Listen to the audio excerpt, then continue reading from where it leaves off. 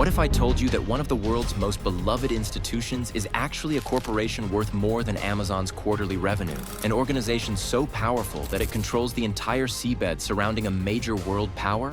An empire that generates billions while being exempt from taxes that ordinary citizens have to pay? Behind the fairy tales, the pageantry, and the crowns lies a $28 billion financial empire they don't want you to understand. A system so complex and opaque that even Parliament struggles to track where the money flows. Today, we're going to pull back the curtain on what insiders call the firm, the business of being royal. And I promise you, once you see how this empire actually works, you'll never look at those famous balcony appearances the same way again. The British royal family isn't just a family, it's a corporation. Insiders call it the firm, a term used by the royals themselves for the institution and business of monarchy. This operation employs hundreds of people who maintain the royal image while maximizing profits. According to financial analysts, the firm's combined assets are worth approximately $28 billion, more than the GDP of dozens of countries. But unlike typical corporations, the firm operates under different rules. No board of directors can fire the CEO. There are no quarterly earnings calls, and there's certainly no requirement to maximize shareholder value because there are no shareholders. There's just the family and the state, locked in a centuries-old financial arrangement that most citizens, don't fully comprehend. At the heart of the royal financial system lies the Crown Estate, one of the largest and most valuable property portfolios on the planet. The Crown Estate owns much of Regent Street in London, retail parks, office complexes, and vast agricultural lands. But here's where it gets fascinating.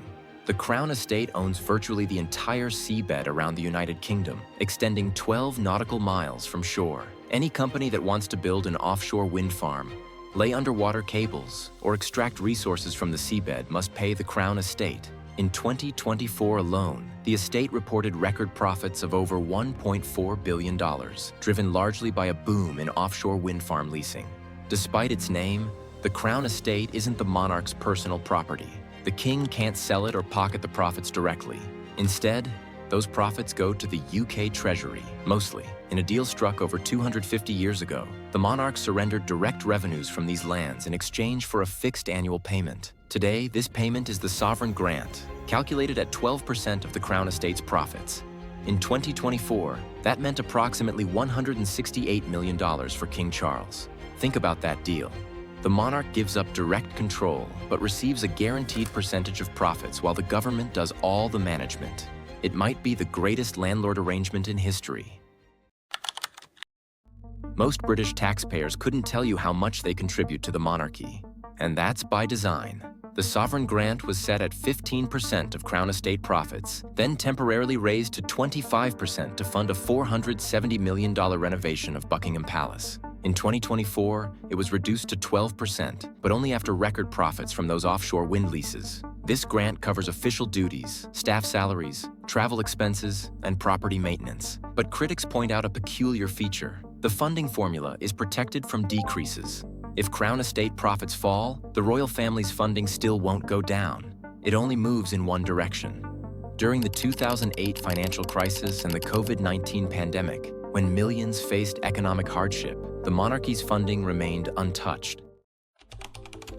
Beyond the Crown Estate and sovereign grant lies something even more intriguing: the private royal duchies, Lancaster and Cornwall. These are private estates for the monarch and heir. The Duchy of Lancaster, valued at $830 million, generated an income of $35 million for King Charles in 2023-24. The Duchy of Cornwall, worth over $1.3 billion, provided Prince William with more than $30 million. What makes these duchies exceptional isn't just their value, it's their tax status. Unlike normal businesses, they're exempt from corporation tax and capital gains tax. The royals voluntarily pay some income tax, but only on their terms. And here's where it gets problematic. These duchies lease land and property to public institutions, including the National Health Service, state schools, and military facilities. In essence, taxpayer-funded organizations are paying rent to the royal family's private estates. One investigation revealed that the Duchy of Lancaster leased warehouse space to an NHS trust for $14.5 million over 15 years. public money flowing directly into royal coffers. Defenders of the monarchy often cite tourism as justification for its cost. The royals pay for themselves, they claim. The numbers seem impressive at first. In 2019 to 20, over 3 million people visited royal residences, generating about $63 million in admission income. Brand Finance estimates the monarchy contributes around $3.2 billion annually to the UK economy. But look closer, and the reality is more complex. Only about $700 million of that estimate is directly related to tourism. And critics argue that many tourists would visit these historic sites regardless of whether the monarchy existed. After all, the Palace of Versailles attracts millions of visitors annually, despite France having abolished its monarchy over 2 centuries ago. Furthermore, Buckingham Palace, valued at $4.9 billion, and Kensington Palace, valued at $630 million, aren't owned by the royal family as private assets. They're held in trust for the nation, maintained with public funds, while tourist income flows through the Royal Collection Trust. The monarch does privately own Sandringham House and Balmoral Castle, purchased by Queen Victoria and passed down through generations. But even these private properties receive taxpayer-funded security. The official royal funding figures don't tell the whole story.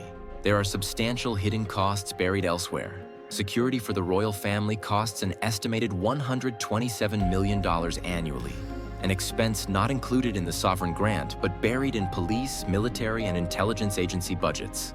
When royals visit communities, local police forces provide additional security, roads are closed, and municipal resources are diverted, all at local taxpayer expense. Then there's their unique tax position.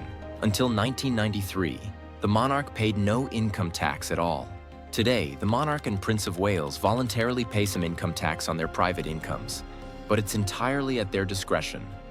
The duchies are exempt from corporation and capital gains tax, and when royal assets pass from one monarch to the next, they're exempt from inheritance tax, a 40% levy that ordinary citizens must pay on estates over $415,000. When Queen Elizabeth II died in 2022, her personal fortune, estimated at $470 million, passed to King Charles entirely tax-free. For an ordinary family, the inheritance tax bill would have been around $188 million. Many royal treasures have origins tied to Britain's colonial past, a history that royal communications rarely address. The Koh-i-Noor diamond in the Queen Mother's crown originated in India and changed hands through conquest before ending up in British royal possession. Today, India, Pakistan, Afghanistan, and Iran have all claimed ownership of this controversial gem. The Benin bronzes, exquisite artifacts taken during a British expedition in 1897, ended up in the royal collection despite calls for their return to Nigeria. The wealth generated during Britain's colonial period through resource extraction, forced labor, and unequal trade relationships helped fill royal coffers for centuries. The East India Company, which effectively ruled parts of India, operated under royal charter and maintained close ties with the monarchy. Even today, King Charles serves as head of state for 14 Commonwealth realms beyond the UK, former colonies that still recognize the British monarch as their sovereign. When we examine the entire royal financial ecosystem, we see an institution that has masterfully adapted capitalism to preserve its position. The monarchy benefits from public funding while maintaining private income streams. It enjoys tax exemptions not available to other entities. It leverages historic properties for tourism revenue while the costs of security are absorbed by other public budgets. The Crown Estate technically belongs to the nation, yet generates guaranteed income for the monarch.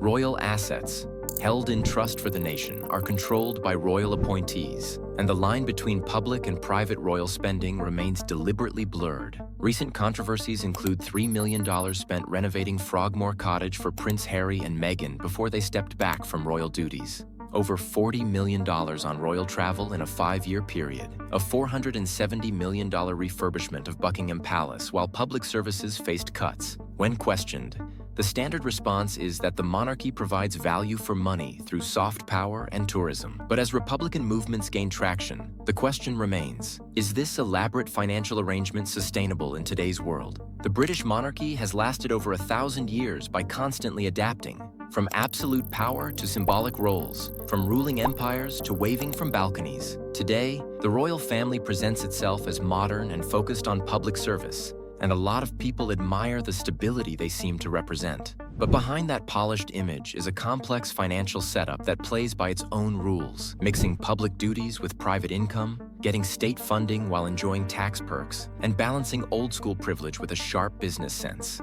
It's not about whether they can make money. They clearly can. The real question is whether this billion-dollar institution can still justify itself in a world that's pushing back on inherited privilege and demanding more transparency.